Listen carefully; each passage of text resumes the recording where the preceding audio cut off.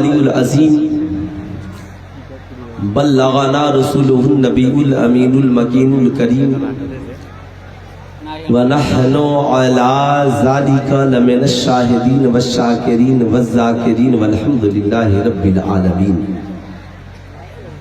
سارے جہان کے مرکز عقیدت مصطفیٰ جان رحمت، شمع بزم ہدایت، حضور احمد مجتبی حضرت محمد مصطفیٰ صلی اللہ تعالی علیہ وسلم کے بارگاہ عالی جاہ میں جی لگا کر ہدیہ درود و سلام پیش کریں اور پڑھیں اللہم صلی اللہ سیدنا مولانا محمد بارک وسلم سیدنا شفیعنا السلام علیکہ یا رسول حبیبنا مولانا محمد معدن الجود والکرم منبع العلم والعلم والحکم بارک وسلم صلو علیہ صلاۃ و سلام علیکہ یا رسول اللہ صلو علیہ صلاۃ و سلام علیکہ یا حبیب اللہ دائما ابدا ابدا۔ مائک آپریٹر صاحب سے گزارش ہے کہ مین مشین سے 2-4 پوائنٹ وولیوم میری آواز کو دیکھتے ہوئے، صحت کو دیکھتے ہوئے بڑھا دیجیے۔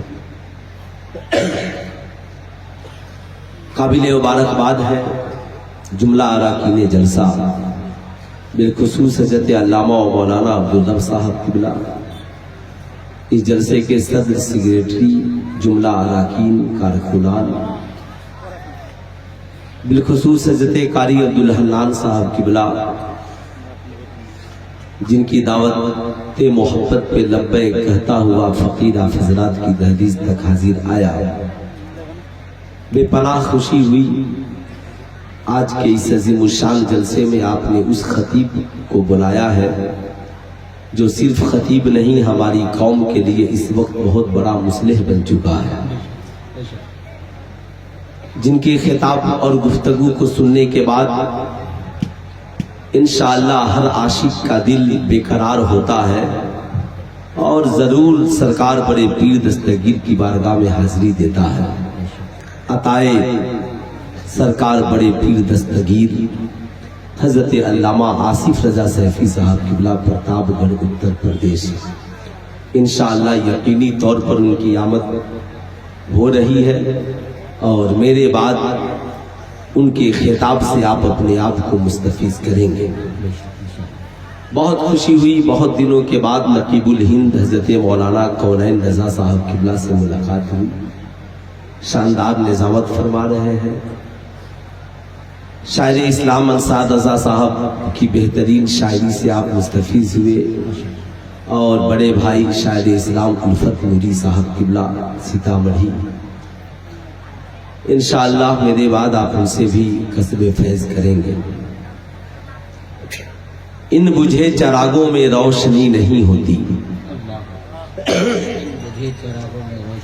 ان بجھے چراغوں میں روشنی نہیں ہوتی، مصطفیٰ نہیں ہوتے تو زندگی نہیں ہوتی، خود چراغ بن کے جلو وقت کے اندھیروں میں، میاں بھیگ کے چراغوں سے روشنی نہیں ہوتی۔ یہ ہے پیغام دیا میرے اعلیٰ حضرت نے، دین کے غداروں سے دوستی نہیں ہوتی۔ اچھا یہ بات سمجھ میں نہیں آئی، یہ 3-4 لوگ اٹھ کے کیوں چلے گئے؟ پہلے ایک بوڑھے شخص، پھر 1-2 بچے، پھر ایک شخص اور۔ ابھی تو جلسہ شروع بھی نہیں ہوا۔ اصل میں شیطان کبھی نہیں چاہتا کہ کوئی مسلمان بیٹھ کر تقریر سنے۔ شیطان کو اس بات کی فکر ہے کہیں ایسا نہ ہو تقریر سن کر بے نمازی ہے تو نمازی بن جائے، لاٹری کی ٹکٹ خریدنے والا ہو تو اسے توبہ کر لے، غلط کام کرنے والا ہو تو غلط کام اس کی زندگی سے ختم ہو جائے۔ تو شیطان انسان کا کھلا ہوا دشمن ہے، اس لیے جلسے میں آئیے تو سینکڑوں کو لے کر کے آئیے، مگر جب جائیے تو تنہا جائیے، اس لیے کہ اگر دوسرے جسے آپ لے کر جا رہے ہیں اگر جانا نہیں چاہتا ہو، آپ نے اسے لے کر چلے گئے تو اس کا گناہ بھی آپ ہی کے سر ہوگا۔ لیکن آپ سینکڑوں کو لے کر کے آئے تو جتنے لوگ بیٹھ کر دین سیکھیں گے، ان جلسوں کا سب سے بڑا مقصد ہے دین سیکھنا۔ سرکار فرماتے ہیں کہ رات کے کسی حصے، مختصر حصے میں دین سیکھنا پوری رات کی عبادت سے افضل ہے۔ اس کا مطلب یہ نہیں ہے کہ کوئی شخص عشاء کی نماز نہ پڑھے اور بیٹھ کر کے دین سیکھے۔ اس کا مطلب یہ ہے کہ عشاء کی نمازوں کا پابند ہو، مگر پوری رات جو شخص نمازیں پڑھتا ہے اس سے بہتر ہے، افضل ہے کہ انسان رات کے مختصر حصے میں کسی عالم سے دین سیکھ لے۔ یہ ہے پیغام دیا میرے اعلیٰ حضرت نے، دین کے غداروں سے دوستی نہیں ہوتی۔ آج کے اس جلسے سے پیغام لے کر جانا ہے، چراغ عشق نبی ہر طرف جلائیں گے، جہاں سے کفر کی تاریکیاں مٹائیں گے، حقیر جان کر جنہیں بجھا دیا ہم نے، وہی چراغ جلیں گے تو روشنی ہوگی۔ مانگتے پھرتے ہیں اغیار سے مٹی کا چراغ، اپنے خورشید پہ پھیلا دیے سائے ہم نے۔ حضرات، ہم جس دور میں جی رہے ہیں، اس دور میں ایمان بچانا بھی مشکل ہے، اور جس ملک میں ہم زندہ ہیں اب اس دور میں بحیثیت مسلمان بھی ہمارا رہنا مشکل ہے۔ اگر آج ہم نے وقت رہتے اپنے ایمان کی حفاظت نہیں کی، اپنے مساجد کی حفاظت نہیں کی، اپنے نوجوانوں کی حفاظت نہیں کی، اور ہم نے مستقبل کی تیاری نہیں کی، تو یقین جانے ہمارا کوئی پرسان حال نہیں ہے۔ آپ یاد رکھیے، جس پرفتن دور سے ہم گزر رہے ہیں، دنیا میں اس وقت فلسطین میں ظلم ہوتا رہا، مگر کون آپ کا ساتھ دینے کے لیے کھڑا ہے؟ عرب کی مقدس سرزمین پر شراب خانے کھول دیے گئے، کون اس کے خلاف بولنے کے لیے کھڑا ہے؟ آج عربوں کی بیٹیاں نقاب پہن کر ڈانس کر رہی ہیں، آج کون اس کے خلاف تحریک چلانے کے لیے تیار ہے؟ عرب کی سرزمین پر ایک نچنیا ناچتے ہوئے وہاں کی بیٹی کو جینس پینٹ ٹی شرٹ پہن کر ناچنا سکھلا رہا ہے، اور لوگ بڑی شوق سے اس کے ویڈیوز کو وائرل کر رہے ہیں۔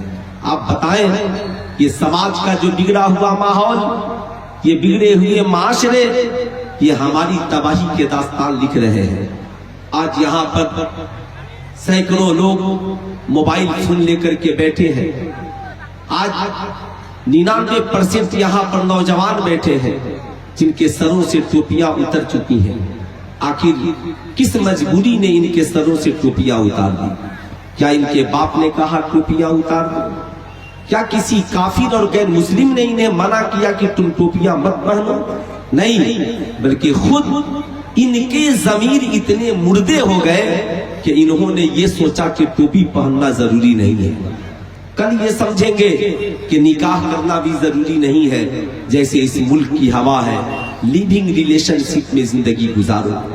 کل ہو کر یہ نوجوان سمجھیں گے ہمارے لیے فلاں کام ضروری نہیں ہے، ہمارے لیے فلاں کام ضروری نہیں ہے، جیسے ہماری قوم کی بیٹیوں نے عزت کو عزت سمجھنا چھوڑ دیا اور جس لڑکے کے ساتھ طبیعت کی بھاگ کر کے شادی رچا لی۔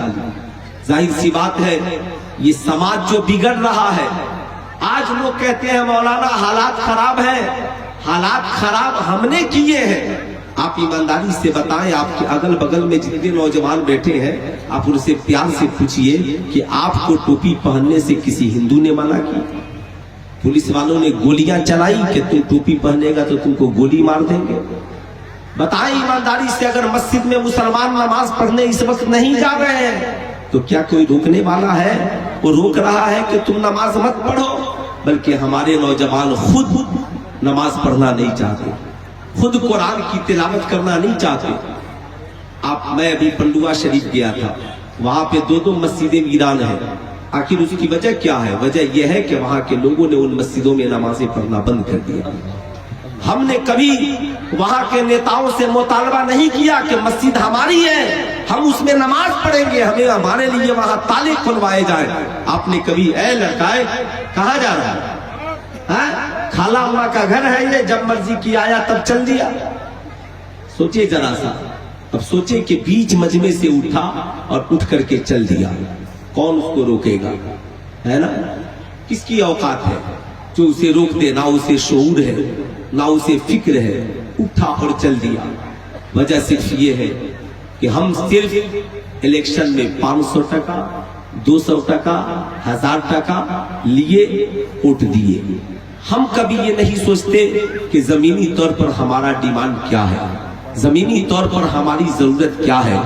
आज मुसलमानों के बच्चों की तालीम के लिए कितने एजुकेशन पॉइंट है, आज हमारी बच्चियों की तालीम के लिए कितने एजुकेशन पॉइंट है। संबल की सरजमी पर जिन नौजवानों को गोलियां लगी वो सिर्फ लाइसेंसी हथियारों की आड़ में गोलियां लगी। आप में कितने नौजवान हैं जिन्हें हुकूमत की तरफ से लाइसेंसी हथियार चलाने की इजाजत है? ना आप बिहार पुलिस में हो, ना आप उत्तर प्रदेश पुलिस में हो, ना आप दिल्ली पुलिस में हो, ना आप आसाम राइफल में हो, ना आप आर्मी में हो, ना ही आप तुम बीएसएफ में हो, ना ही तुम थल सेना में हो, ना ही तुम वायु सेना में हो। सिर्फ गोरू का गोश्त खाओ और पुलाव खा करके पूरी रात टांग फैलाकर सो, उसके बाद पूरी रात मोबाइल चलाओ। जवान होना तो कहीं जाकर फेरी करना, कहीं पे जाकर के मुर्गा काटना, छोटा मोटा काम करना। क्यों? तुम मैट्रिक पास नहीं करते, तुम इंटर पास नहीं करते, तुम सड़कों पे दौड़ नहीं सकते, तुम्हारे बाजुओं में ताकत नहीं है, तुम्हारे पांव इतने कमजोर हो गए हैं, तुम कायर हो गए हो गोलियां खाने के लिए। क्या तुम सड़कों पे नहीं दौड़ सकते? तुम दौड़ने की प्रैक्टिस नहीं कर सकते? आज कुफारो मुशरिकीन की बस्ती में सुबह को जाओगे, पूरा खानदान उनका सड़क पे दौड़ रहा है, सिर्फ इसलिए कि कहीं बिहार पुलिस की भर्ती होगी तो हम दौड़कर उसमें भर्ती होंगे, सिर्फ इसलिए कि उत्तर प्रदेश की पुलिस में भर्ती होगी तो हम दौड़कर भर्ती होंगे। हमारा नौजवान गोरू का गोश्त खाएगा, उसके बाद पूरी रात मुर्ग मुसल्लम बिरयानी खाएगा, मोबाइल चलाएगा, टांग फैलाकर सोएगा, तो तुम गोलियों से मारे ही जाओगे जब तक कि तुम वहां पे नहीं पहुंचोगे। इसलिए याद रखना, बंद कीजिए इतने साफ ये सारी चीजें, आप अपनी जरूरत को समझिए। क्यों? आपके यहाँ अगर ग्राउंड है बहुत बड़ा तो आप कम से कम एक इस तरीके का वहां पर क्वार्टर बनाइए, या इस तरीके का वहां पर साफ ट्यूशन सेंटर कायम कीजिए कि हमारी कौम के नौजवान भी ज्यादा से ज्यादा पुलिस महकमे में भर्ती हो। मैं जिस खानदान से ताल्लुक रखता हूँ, मेरे कई भाई बीएसएफ में हैं, मेरे गांव के कई नौजवान आर्मी के ऊंचे पोस्ट पर हैं। आपकी क्या औकात? इसलिए लेकिन जब जरूरत पड़ेगी तब ना आप मुल्क की भी हिफाजत करेंगे और अपनी कौम के नौजवानों की भी हिफाजत करेंगे। आज लोगों के जहन में सिर्फ ये मुकाबला है, मौलवी ने क्या किया है, मौलाना ने क्या किया है, मुल्ला ने क्या किया है। अरे अब तक तो जो करना था वो मौलाना ने ही किया है, आपको जगाने का काम मौलाना करते हैं। मैं पूछना चाह रहा हूं, अब आप ईमानदारी से बताओ हम क्या करें? हमने जहां पे तालीम पाई तो हम स्कूल में हम पढ़ा रहे हैं, कॉलेज में हम पढ़ा रहे हैं, बड़े बड़े ऊंचे ओहदों पर अल्हम्दुलिल्लाह मदरसे के फारिगीन आईपीएस अफसर ही नहीं, बिहार में कलेक्टर की कुर्सी तक मदरसे के फारिगीन बच्चे पहुंच चुके हैं। लेकिन आपसे मैं पूछना चाहता हूं, आपका वजूद कहां है? आप कहां पर हो? मदरसे से फारिग होने वाला एक बच्चा पूरे माशरे के निजाम को बदलने की हमेशा कोशिश करता है, मगर सैकड़ों बच्चे मैट्रिक पास करते हैं, क्यों गांव में इनकलाब नहीं आता? लाखों बच्चे इंटर पास करते हैं, क्यों गांव में इनकलाब नहीं आता? उसकी सबसे बड़ी वजह यह है हमारी बेराहरवी। हम सुनना नहीं चाहते, हम कुछ करना नहीं चाहते। हमें मोबाइल फोन मिल गया, आप ईमानदारी से बताएं, अगर मैं आप सबसे पूछूं ये क्या है, आप कहेंगे ये मोबाइल है। मैंने कहा बताओ ये कैसा मोबाइल रखना कैसा है? इसमें सैकड़ों लोग कहेंगे मोबाइल रखना बहुत खराब है, कुछ लोग कहेंगे बहुत अच्छा है। इमाम बुखारी ने बुखारी शरीफ में जितनी हदीसें नकल की, उसमें सबसे पहली हदीस इमाम बुखारी ने जो नकल की वो नियत के हवाले से नकल की। किताबुल तहारत से पहले, किताबुल जिहाद से पहले, किताबुल सलात से पहले, किताबुल साहब उजिया से पहले तमामी किताबुन निकाह से पहले सबसे पहले इमाम बुखारी ने नियत वाली हदीस को जमा किया और लिखा कि अल्लाह के नबी ने इरशाद फरमाया इन्नमल आमालु बिन्नियात, आमाल के दारो मदार नियत पर है, यानी इंसान का जैसी नियत होगी वैसा उसका अमल होगा। अब एक नौजवान ने मोबाइल फोन खरीदा, नियत ये है मैं विदेश जाऊंगा, परदेश जाऊंगा, कमाऊंगा, वहां से माँ की खबरों खैरियत इसी मोबाइल के जरिया पूछूंगा, बीवी की खबरों खैरियत इसी मोबाइल के जरिया पूछूंगा। जब तबीयत घबराएगी तो कुरान खोल, जब तबीयत घबराएगी मोबाइल खोलूंगा, कुरान की तिलावत सुन लूंगा, नबी की नाते सुन लूंगा। जब तबीयत घबराएगी तो इसी मोबाइल से अपनी बीवी बच्चों से दिल की बातें कर लूंगा। याद रखिएगा, मोबाइल वही है मगर नीयत बदल गई है। नौजवान की नीयत में नेकी ही नेकी है, इसलिए अब मोबाइल खरीदना सवाब, रखना सवाब, माँ से बातें की, बात करना सवाब, कुरान की तिलावत सुनना सवाब, उसने नबी की नाते सुनी, नात का सुनना सवाब। मगर वहीं पर एक नौजवान का ज़हन बिगड़ा था, मिजाज बिगड़ा था, बहुत अमीर कबीर है, 50,000 का मोबाइल खरीदा। नियत यह है गर्लफ्रेंड से बात करूंगा, नियत यह है कि इस मोबाइल के जरिया मूवीज और गंदी फिल्में देखूंगा, नियत यह है कि इस मोबाइल के जरिया लोगों से फ्रॉडिंग करूंगा, इस मोबाइल के जरिया माशरे में गलत तस्वीरें शेयर करूंगा।